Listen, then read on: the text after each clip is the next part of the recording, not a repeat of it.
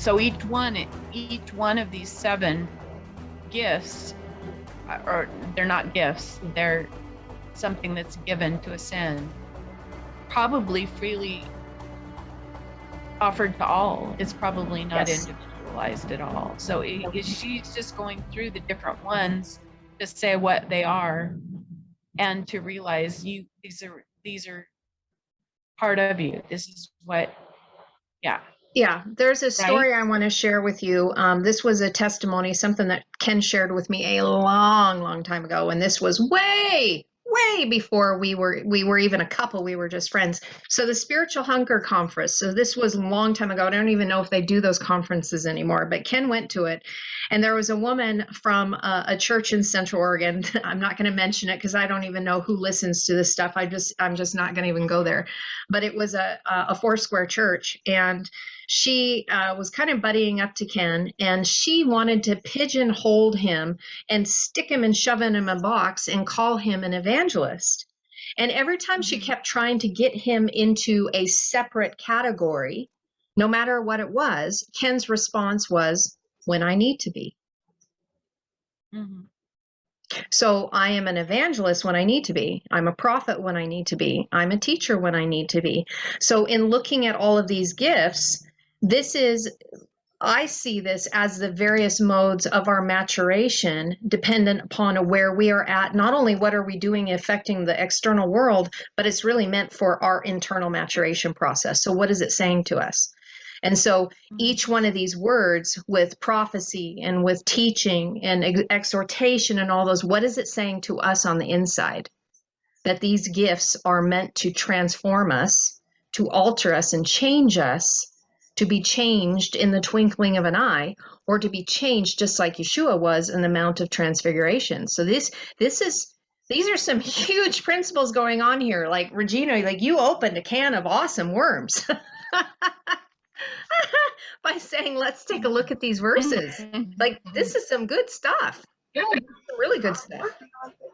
So moving on to the next word, this one right here, this is translated as grace. Let's look at it though. Here we see it in its form, the tav yod bet, and then the utha suffix. The utha suffix is always a huge suffix every time you see it, because we have the covenant, right?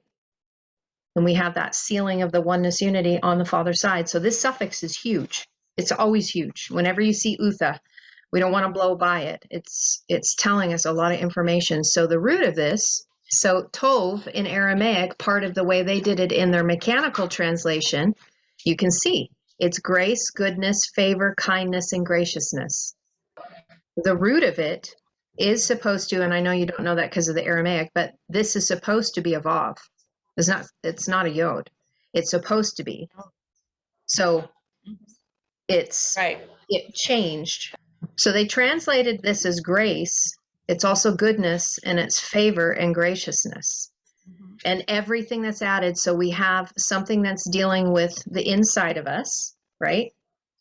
Center, as far as the root is concerned, has to do with source. So source, our heart, source, creator, great Abba, is giving us power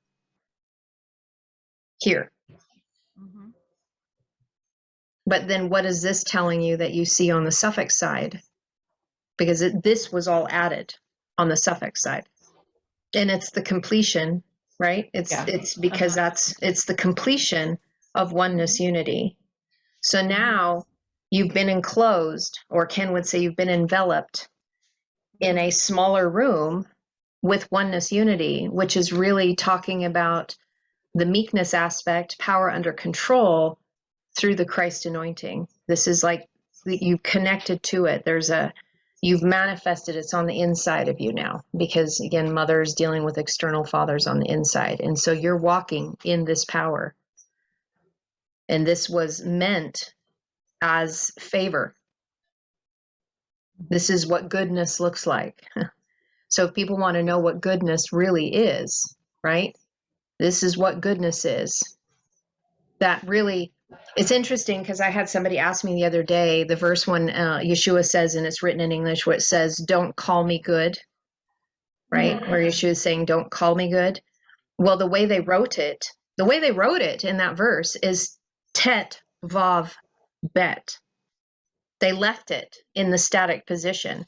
So in other words, Yeshua is saying, don't call me good when nothing, if you're not saying that there's anything added to it, like there's no movement, you've done nothing with it, you're just saying I'm good. Well, why are you saying I'm good? That's just static. Nothing's happening. So don't call me good. But now we have the active form here. And so this is one who has graciousness, one who has that for other people, one who is walking in the Christ anointing and oneness. This is the fullness of the movement of one who has goodness and has favor. But in its static form, that just means, okay, so here's potential, but you're calling me good, yet you're not saying that there's anything attached to it. So why are you calling me that? There's lots of potential, but nothing's been done yet. Or at least you're not registering that something is changing. You're just calling me good. Yeah, that makes sense. And really, what's also being said is that if you're going to call something good and it's in its static form, in pure potential, we are talking about creator. We're talking about the creator as consciousness in the quantum field that is infinite potential. So really, when he's saying, don't call me good, call the Father good. Father is infinite potential until we join into oneness, unity, and understand our infinite potential. But just to put that out there, it's like, no, I'm not there yet. I'm not there yet. I'm still a work in progress. There's only one infinite potential, and that is Source Creator Abba, until we arrive.